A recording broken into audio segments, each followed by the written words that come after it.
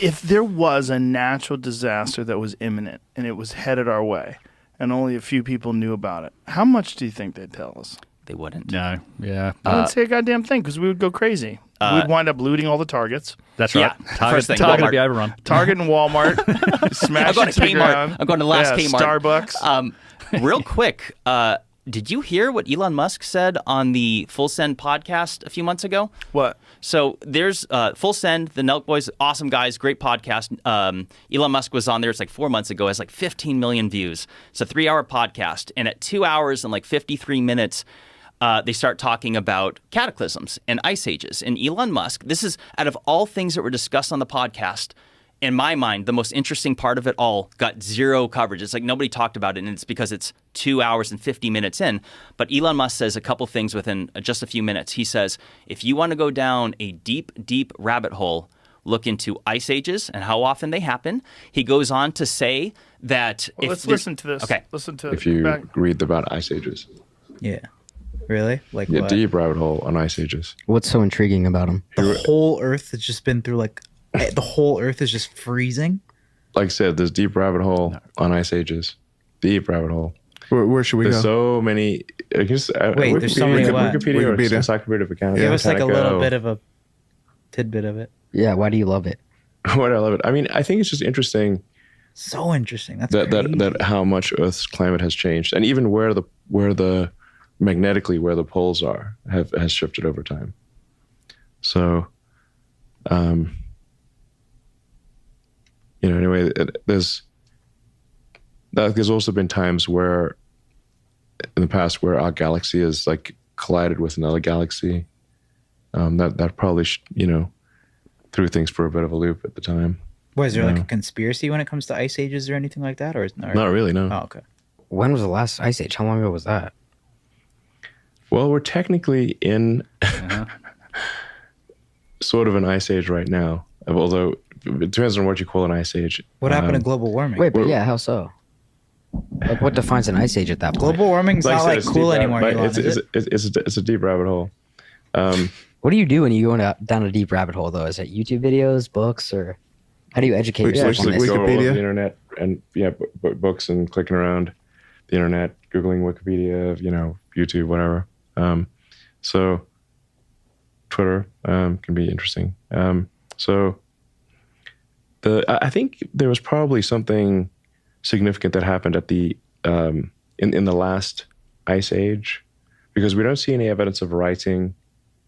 When I say I'm using ice age in the colloquial term, of like when was it very snowy, and where the glaciers came down far, and where summer was short and winter was very long, and that was about 10,000 years ago. So something happened around that ice age, that because we see no writing.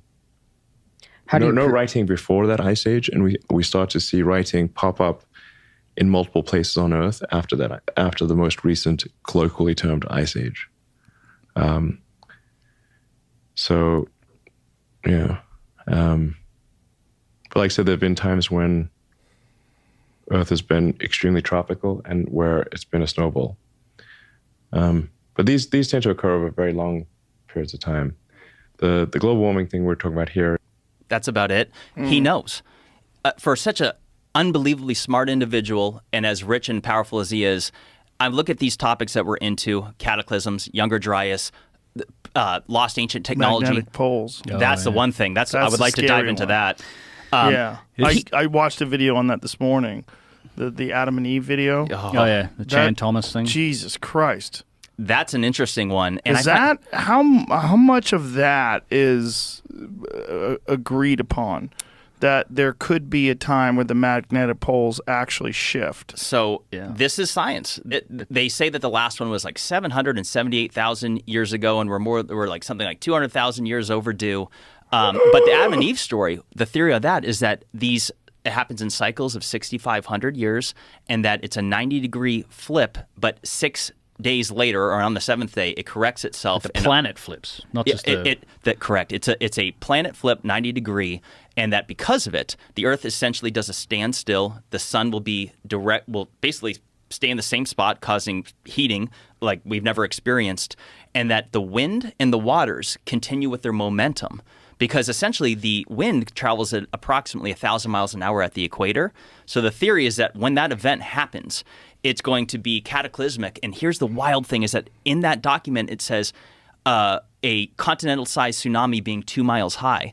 Well, I showed you the Emikusi volcano in Africa, in the Sahara, which is at 11,300 feet, that has salt as well as evidence of gastropods, sea life. That's 2 miles high. Yes. And I'm like, it would make a lot of sense. Like if you look at the Bible and involving like Revelations and it's saying like 6 days. 6 days on the seventh day, Yeah. God rested. In that document, it says 6 days things start simmering down a bit. In the by day 7 things are starting over new. So what's the science behind this complete reversal of the magnetic poles? So real quick, this is the part that sets me off about this is that any article you ever read on this, it makes it crystal clear that this will not be apocalyptic.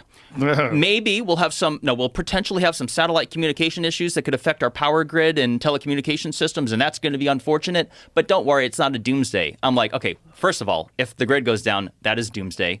But number two, they don't know what they're talking about because they claim that the geomagnetic pole shift is because of the interior, whether it's the iron core or whatever it is, the molten core, does a shift, and because of it, that's why the compass will flip. But I'm like, if you look at the nature of earthquakes, some originate in the crust, others originate in the mantle, in the parts that aren't solid. So I'm like, if you're saying that the interior that is molten does a shift, why on earth would you suggest that it wouldn't cause earthquakes or volcanic activity on the surface? So I feel like every article I ever read on geomagnetic pole shifts, they go out of their way to say, don't worry, it's fine. And I'm like, but yet the evidence shows that it's accelerating.